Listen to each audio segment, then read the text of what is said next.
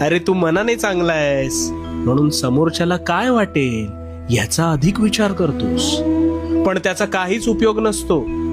कारण समोरील व्यक्ती त्याला हवं त्याच पद्धतीने वागणार आहे. साधं उदाहरण घेऊया.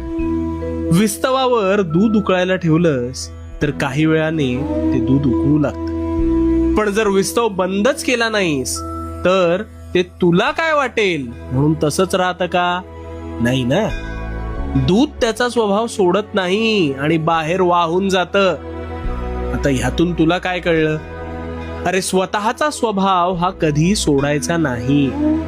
इतरांचा इतका सुद्धा विचार करायचा नाही की स्वतःला चटके बसतात हे समजून सुद्धा त्याची झळ ही समोरच्याला भासवूच द्यायची नाही.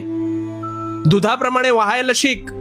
असह्य झालं की भांड्यातून सरळ बाहेर पडायचं. स्वतःची घुसमट होऊ देणं